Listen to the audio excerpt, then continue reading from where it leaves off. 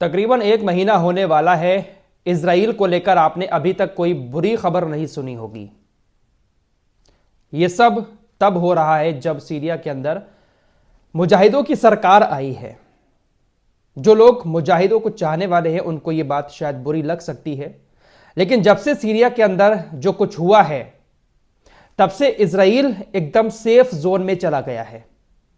Israel को लेकर किसी तरह की कोई भी बुरी खबर नहीं आ रही है। सीरिया में जो कुछ हुआ उससे पहले लगातार ऐसी खबरें आती थीं कि इजराइल के अंदर आज इतने अटैक हो गए, इजराइल के ऊपर आज इतने रॉकेट हमले हो गए, उधर से मिसाइल आ गई, इधर से रॉकेट आ गया, और लगातार ईरान के हमलों का भी खतरा इजराइल के ऊपर बढ़ा हुआ था। लेकिन अब लग ही नहीं रहा है कि इजराइल किसी के दबाव में है। गाजा को सब भूल चुके हैं और इजराइल इधर अपनी मर्जी के मुताबिक हर जगह पर जैसे चाह रहा है हमले कर रहा है। सीरिया की जमीन को वो कब्जा चुका है और अब उसने यमन के ऊपर भी रात हमले कर दिए हैं। हमले इतने खतरनाक थे कि यमन के राजधानी सना में तकरीबन 30 जगहों पर तबाही मचा दी। दरअसल हूतीज अभी भी फिलिस्तीन के लिए, गाजा के लिए इजराइल के ऊपर हमले किए जा रहे हैं। लाल सागर में हूतीज हमले कर ही रहे हैं। जो भी जहाज इजराइल या उससे जुड़ा हुआ लाल सागर में पहुंचता है वो उसको टारगेट करते हैं। इसके अलावा तकरीबन 2000 किलोमीटर दूर इजराइल के ऊपर मिसाइल हमले भी हूतीज की तरफ से किए जा रहे हैं। हूतीज ने कल कई मिसाइलें इजराइल की राजधानी तेल अवीव की तरफ छोड़ी थीं। अचानक से रात के वक्त में, शाम के वक्त में अलार्म बोलना शुरू हो जाते हैं और लाखों यहूदी बंकरों में जाकर छिप जाते हैं। इजराइल ने दावा किया कि हूतीज की जो मिसाइलें आई थी हमने उनको हवा में ही मार गिराया। उसके कुछ ही देर के बाद इजराइल ने यमन के ऊपर एयर स्ट्राइक कर दी। इजरायली एयरफोर्स राजधानी सना में पहुंचती है, वहां पर बिजली घर को पूरी तरीके से तबाह कर दिया और भी बड़ी बड़ी इमारतों को, बड़ी बड़ी जगहों को जो हूतीस के काम से जुड़ी हुई थी उनको इजराइल की एयरफोर्स ने तबाह कर दिया। 1 दर्जन से ज्यादा लोग मारे गए। हूतीस की तरफ से बयान आया कि यह हमला इजराइल की सेना ने यमन के आम लोगों के ऊपर किया है और यह अंतर्राष्ट्रीय कानून के खिलाफ है और पूरा इंटरनेशनल समुदाय इस पर खामोश है। लगातार इजराइल इस तरह से किए जा रहा है। हूतीस के नेता ने कहा कि हम खामोश नहीं बैठेंगे जब तक इजराइल गाजा में खाना पानी जाने की इजाज़त नहीं देता है, बिजली की इजाज़त नहीं देता है। हम गाजा के लिए जैसे भी होगा हमले जारी रखेंगे। बेंजामिन नेतन्याहू ने हमले करने के बाद कहा, आज सुबह तक वायुसेना ने हुदैदा के बंदरगाह और यमन के अंदर रणनीतिक हौती ठिकानों पर हमला किया।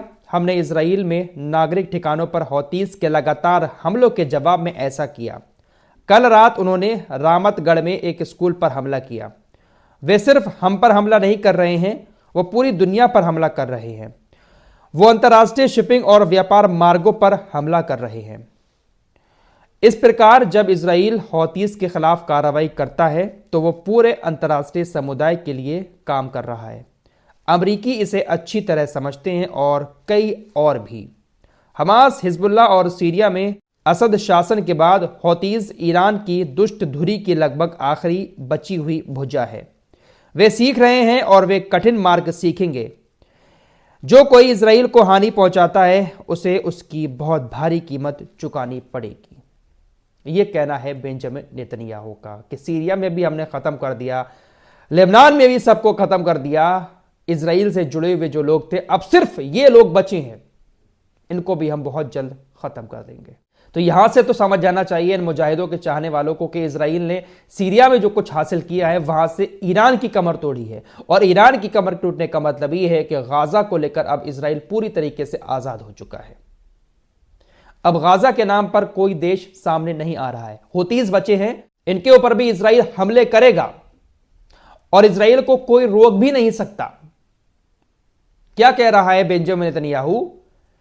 समुंदर में हूतीस पूरी दुनिया के जहाजों को रोक रहे हैं। हम जो हमले कर रहे हैं, अमेरिका और कुछ और देश हमारे दोस्त अच्छे से जानते हैं कि ये हमले, इजराइल के हमले उन सभी देशों के लिए फायदेमंद है। तो इजराइल हमला करने के बाद इस तरीके से उन हमलों को जायज ठहरा देता है। फिलहाल इजराइल ने हमले किए, लेकिन हूतीज अभी भी नहीं रुके।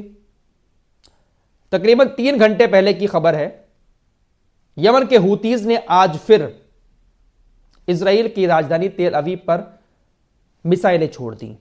यमनी हूतीज के स्पोक्स पर्सन याह्या सारी ने इस बात का ऐलान किया कि आज भी हमने हाइपरसोनिक मिसाइलों से इजराइल के अंदर हमला किया। ये कहते हैं कि हमने एक सैन्य अभियान चलाया जिसमें तेल अवीव में 2 सैन्य स्थलों को सफलतापूर्वक निशाना बनाया गया।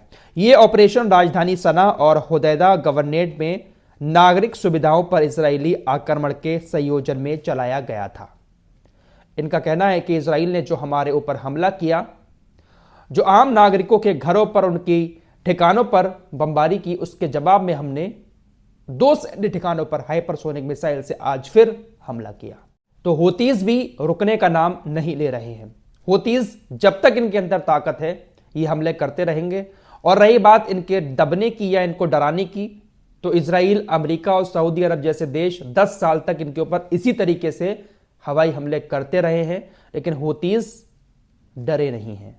उधर दोस्तों, सीरिया के अंदर तुर्की और इजराइल अपने अपने पैर जमाना चाहते हैं। इजराइल कहां कहां पहुंच गया है लगातार मैं आप लोगों को दिखा ही रहा हूं। अब तुर्की भी कुर्दिश लोगों को खत्म करने के लिए सीरिया के अंदर अपनी सेना को तैनात करना शुरू कर चुका है।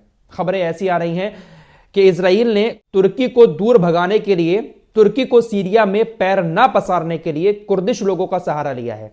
इजराइल कुर्दिश लोगों को हथियार दे रहा है, कुर्दिश लोगों के पास अपनी सेना भी तैनात कर रहा है और कुर्दिश लोगों का सहारा लेकर इजराइल तुर्की के ऊपर, तुर्की के खिलाफ ऑपरेशन चलवाना चाहता है। तो अब तुर्की और इजराइल भी सीरिया के अंदर एक दूसरे के सामने हैं। हालांकि ये सब दोगलापन है।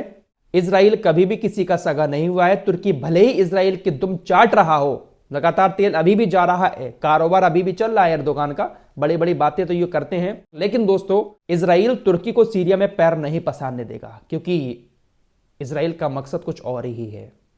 फिलहाल ये दोनों देश भी अब अपने अपने पैर जमाने में लगे हुए हैं। मोहम्मद अल जुलानी का भी तुर्की को लेकर बयान आया है। इन्होंने कहा कि हम तुर्की के साथ कुछ रणनीतिक संबंध कायम करेंगे। दरअसल 2011 में जब बशर अल असद की सरकार के ऊपर इन्हीं विद्रोहियों ने हमला किया था, इनके खिलाफ आंदोलन शुरू किया था, तो 2012 में तुर्की ने अपने दूतावास को वहां से समेट लिया था।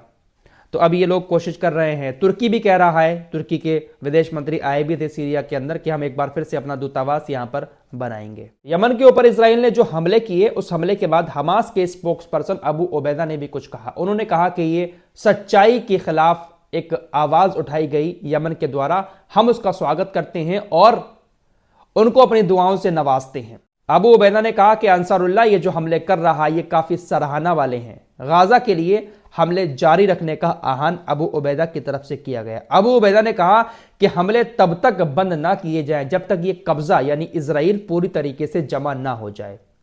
ये वो दुश्मन है जो खुलकर अंतर्राष्ट्रीय कानून की धज्जियां उड़ा रहा है और कोई इसके खिलाफ कुछ नहीं बोलता है। यानी सीधी बात यह है कि अबू उबैदा ने भी इन हमलों को जायज ठहराया और दुआ दी और ऐसे हमले जारी रखने का भी आह्वान किया।